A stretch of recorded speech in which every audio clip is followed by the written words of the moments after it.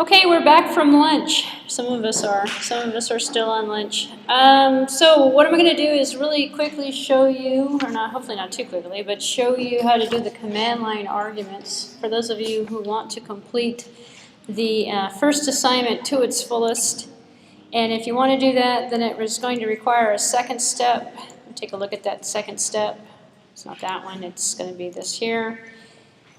And the instructions are going to tell you that it would like you to take on at the prompt information. And the information that you're going to take on is down here. So the main driver program should be able to accept, here we go, parameters in the command line. And then the program just prints out the information that's required.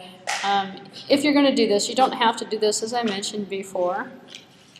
If you're going to do it, for the example, you're going to use, like, for example, driver. You would type in Java space driver, and this is a command line prompt, so you have to use the terminal window to do it. What you would be doing in this particular case is actually using the features that are given to you in the main program here. So in main, I'm just going to go through this real quick. And the other thing I didn't show you was the subparts here, it breaks it out by method. So main's got a method, and then we have main string void that comes out of here. So the reason why we have this in here is so we can take on command line arguments, as we saw yesterday. So in order to, if we don't use them, they go away. It's kind of like return values that go away. There's a simple cheat sheet for you. It's actually written for you already, and it is written for you in the Simple1 downloaded files. And it is in the one of the hello examples. I want to say it's going to be this one here. Let's see. It's going to come up any minute now. And it is, this one just checks for the argument length. Doesn't really do anything. So let me show you another example here that's going to hopefully fill in the pieces for you. And you can optionally do this, so if you don't want to do this, you don't have to do this. But so let's say, for example, the user runs their program on a command prompt. You would type in Java space, in this particular case, main, to run main. So you run the main driver, and the main driver is going to make, is going to find temp, make an instance of temp, and create and run all these methods. So you're running really the main driver program. So in this particular case, we can check. So we can go if, let's say, for example, the arguments, and I'm getting this arguments from here, arguments, and I can go, you know, dot length. Oops. Hello. There we go. Dot. My computer was stalled for a second. Dot length. We saw this yesterday. I talked about this yesterday. And this is a lowercase l, by the way, because it's a variable. It's not a method. It's a lowercase l for a data member. If the length is equal to 0, then I can tell the user to do something, and then what am I going to tell the user? I'm going to go system out something about no command line arguments were entered. So here I'm going to go system.out.println no command line arguments were entered. And if this was a real program in the real world and we really wanted to enforce rules, then we can go exit 0. Which means we're going to end the program at this point if that occurs. And why do we have an exit here? Is it system.exit or is it exit? Let's just go exit. No. Not quite sure why that is misspelled maybe. No, it's exit. Let's see what this says. This says variable. It's not going to like that, is it?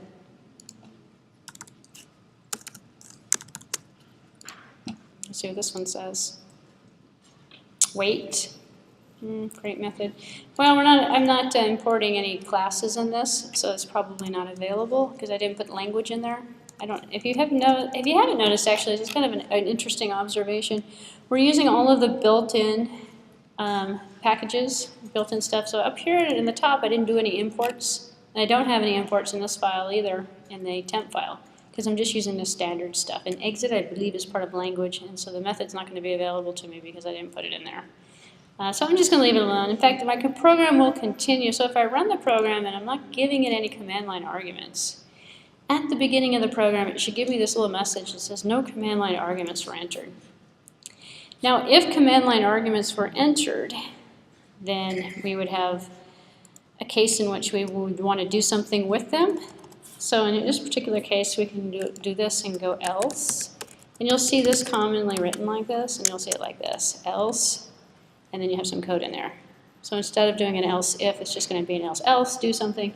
And if the else is to do something, we can create, let's say, a string, like say, for example, string argument argument 1, and this is going to be equal to argument 0. Arrays start with zeros. So the first argument here, if I can find my proper keyboard, here we go, 0. So we took the argument 0 and we assigned it to string argument 1, which is the name of the variable, or we can actually use it. So if it's going to be like, enter in, normally we would put the usage here and say, enter in 2 arguments, and the arguments are going to be, in this particular case, a number and a character, or a float and a character. So if the first one was, let's say, a float, then this could be float user input. But what you're going to have here is a misspelling of float. There we go. A string. This is a string over here. So what you're going to have then is have to make a string conversion. So that's why I say you could use this here, or you can put your mouse over here and it's going to say change type to string or change type to arguments to float. So then it's going to want you to actually copy it into a string. So one of the challenges of that assignment is to figure out how you're going to do it. And you can parse int, parse string. So here I'd probably use a parse, a parse float.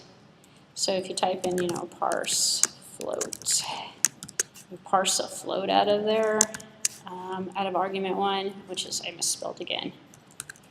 Then you can parse a float, parse an integer, if you use the correct syntax, and I'm not using the correct syntax on this. So that's part of the challenge of getting this to work correctly, is to kind of figure out, well, how are you going to use those values? And once you use those values, and I'll just change this back to a string to make this easier to comprehend. String string first is going to be equal to the arguments 0, and then we have string second is going to be equal to the arguments 1. And basically what you're doing is you're taking the input that the user gave you, you're saving it into some variables, you're taking the variables and you're assigning it to a value or to a scale, depending upon what it is. And one's going to be converted. And the challenge to this is to use the string conversion stuff. In order to do that, you're going to need to find a Deedle and Deedle book and look up all the methods that you can do on a string to convert it to a float, to convert it to an integer, vice versa. That's all it's asking for, which is why I'm making this optional. Plus, in order to run it, you can't really run it unless you run it from a command prompt. So from the command prompt, you'd have to change directories to, I think I'm in documents. Actually, let me take a look here. I think I'm in the documents directory. Documents, perhaps, and I think it's in workspace. Yes, workspace. And then I believe this one is called temp project. And then I believe we have to go to the source directory, so it's kind of a hassle here. And then we have those 2 files right there. And if those 2 files were compiled correctly, they would run here correctly. And then in here, I'd actually have to find the bin directory. In fact, the source directory is not going to work for me here unless I want to compile it here. If I do, I can go java c space star.java. And in one quick shot, I can compile both of them together. And if I compile both of them together, I see a temp.class and a temp.java. I'm going to have a problem with my class path, however, if I type in java space main, which is what I want to run, it's going to tell me, oh no, it actually worked this time. I may or may not have fixed it. I can't remember what I did yesterday. So now it's going to see the same thing, but now I can actually do this as an example. Let me just demonstrate this because it is working. Let's just system out. So I can say else equals this, and what do we got here? System out, system.out dot print line. And what am I going to print? I'm going to print out first is plus first plus second. Second is plus second. So now it's going to print out that first is the first number, second is the second number. And so now let me recompile this actually out here, because actually I didn't save it. Let me save this project. Here, I'll just compile it here and it'll save it for me automatically. So what's going to end up happening is if I try to run it in Eclipse, I'm going to see this because there's no way for me to put command line arguments in. But I can actually change the properties and do that, but it's a lot of work. So if I do it out here, then when I run it, I go Java C main space, and actually I'm just going to type in first, well, I'll type in this there, 1, 2. So now it's going to say first is 1, second is 2.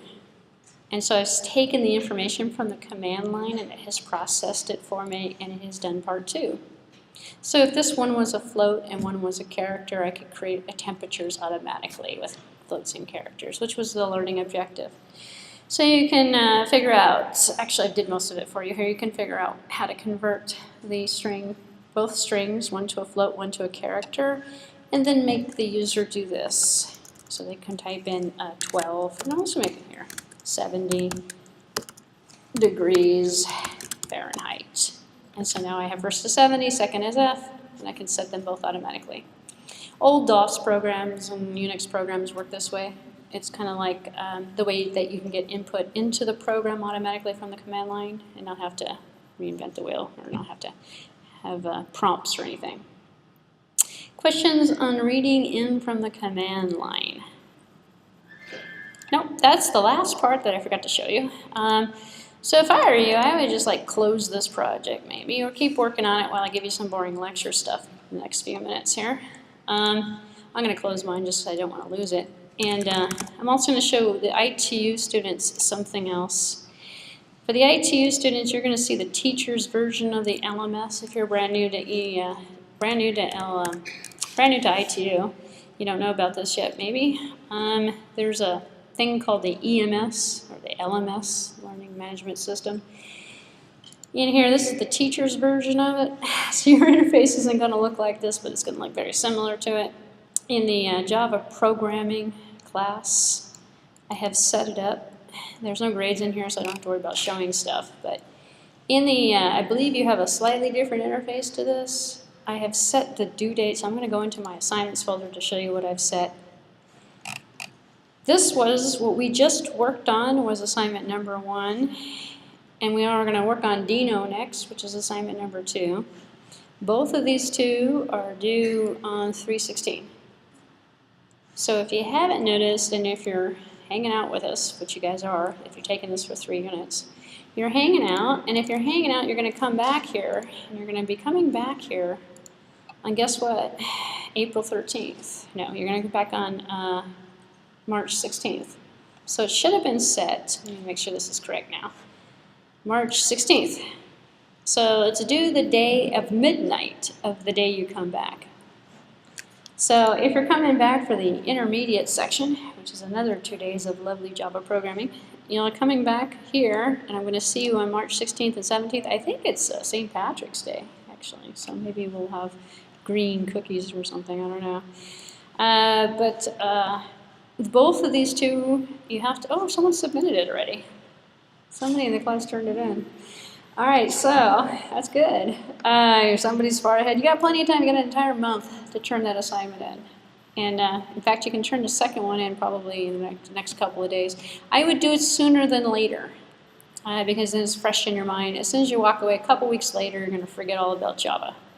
And then if you forget all about Java, it's going to make the second weekend torture for you because we're going to continue further ahead. So for those other people who are also interested in learning more, we have, the next session we come back, we have assignment 3 and 4.